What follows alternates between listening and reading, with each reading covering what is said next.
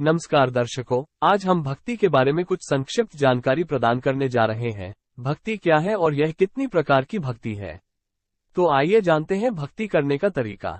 संस्कृत शब्द भज सेवायम धातु से भक्ति शब्द उत्पन्न हुआ है। इसका अर्थ है ईश्वर की सेवा करना। ईश्वर के प्रति परम प्रेम भाव ही भक्ति है, जो नियमित और शाश्वत है, जिसमें किसी भी प्रकार की कोई कामना नहीं होता। यही भक्ति है। इसलिए श्रीमद्भागवत गीता में ऐसा कहा गया है, जिसमें सांसारिक विषय वस्तु का ज्ञान प्रदान किया इंद्रियों से स्वाभाविक पेशा को निष्काम के रूप में ईश्वर में डूबा हुआ है, उस प्रकार मन की पेशा को भक्ति कहते हैं। मन को पूर्ण रूप से प्रभु के चरणों में एकाग्र करके फल कामना किए बिना उनकी निरंतर भजन करना ही तो सच्ची भक्ति है। ज्ञान और कर्म में बिना किसी भी फल की आशा व्यक्त किए बिना श्री कृष्ण का ध्यान करने का ही भक्ति है। वास्तव में भक्ति भगवान के लिए अद्वितीय एकांत प्रेम है, जो पूर्व ज्ञान से उत्पन्न होता है और सदा सर्वदा विद्यमान है। वो भक्ति है। मोक्ष प्राप्ति करने के लिए सबसे आसान मार्ग भक्ति ही है। अपने स्वार्थ के लिए देवता की पूजा करना भक्ति पदवाच्य नहीं है। आचार्यों ने भक्ति को दो भागों में विभाजित किया है, गौणी और पराभाव। इस विभाजन को भक्ति के साध्य और साधना पक्ष लेते हुए किया है।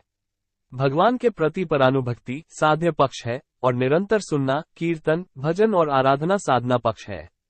साधना शास्त्र के अनुसार जो भक्ति की जाती है वो मान्य होती है। जिस भाव में प्रभु के प्रेम का अद्भुत रस महसूस किया जाता है और भक्त के हृदय को परम शांति और आनंद प्राप्त होता है, उसका नाम रागानुरागा भक्ति में रखा गया है। जब भक्त अपनी सभी इच्छाओं को त्याग कर पूर्ण शांति की स्थिति में पहुंच जाती है, तब वो केवल भगवान के परम प्रेम में डूब जाती है। भक्त की इस स्थिति को ही पराभक्ति का नाम दिया गया है। भगवद गीता में मनुष्य के पेशे के अनुसार भक्ति को विभाजन किया गया है। इसमें इसे स्वात्विक, राजसिक, तामसिक और निर्गुण के रूप में वर्णित किया गया है। पहली तीन भक्ति को सकौम भक्ति कहा जाता है और चौथी निर्गुण भक्ति को निष्काम भक्ति कहा जाता है। साधनरूप भक्ति के 5 भाग हैं। प्रथम में उपासक होते हैं, द्वितीय में पूजा, तृतीय में पूजा की वस्तुएं, चतुर्थ में पूजा अनुष्ठान और पंचम में मंत्र जप। पुनः श्रीमद्भागवत में साधना पक्ष को ध्यान में रखते हुए भक्ति के 9 प्रकार को बताए गए हैं, जो नवधा भक्ति के नाम से प्रसिद्ध है।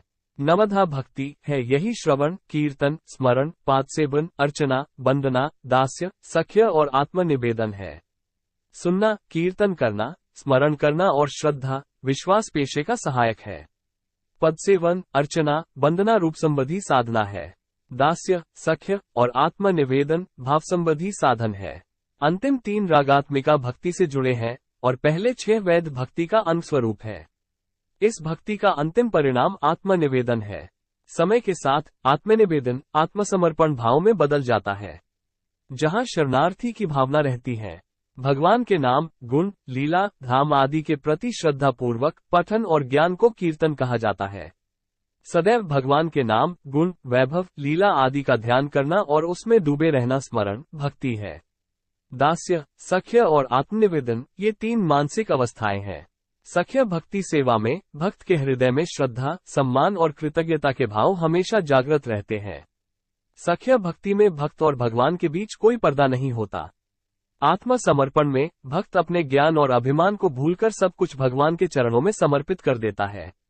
साधु, गृहस्थ, राजा या राजा दुख से नहीं बचा है। इससे बचने के लिए भगवान विष्णु, जो कि जल, स्थलों, आकाश, स्थावर, जगम सर्वत्र विद्यमान है, उस भगवान के पास सर्वदा मन को निवेश करें। अतः अब आपके मन को श्री कृष्ण के पाद पद्म में दीजिए। जगन्नाथ के भक्ति भजन, आइए उनका भजन सुनते हैं। प्रथम प्रातः की प्रथम वंदना। हे जगन्नाथ, मैं आपको प्रणाम करता हूँ। भक्ति रहित हृदय, मैं तुम्हारे श्री अंग को सुगंध से भर दूंगा। मेरे हाथ से बना हुआ फूलमाला आपके गले में पहना दूंगी। आपके माथे पर चंदन लगाकर मैं तेरा गीत गाऊंगा। इस पहली संध्या को त्रिसंध्या से मैं तुम्हें पहली दीपावली दूंगा। तुम्हारे कारण मैं तुम्हारे लिए शंख ध्वनि दूंगा, ओमकार ध्वनि के साथ। मैं श्री प्रभु का शरणा ले रहा हूँ। प्रभु, तुम्हारी नाम में हाथ जोड़ते हुए प्रार्थना कर रही हूँ। भूखमरी में दिन बीत जाए मेरा, लेकिन मेरे मन से तुम्हारे नाम नहीं मिटाए। प्रभु, तुम्हारे नाम सर्वदा याद रहे मेरे मन में। यह मेरा खुशी है, उससे ज्यादा मुझे कुछ और नहीं चाहिए। प्रभु जगन्नाथ। जय जगन्नाथ।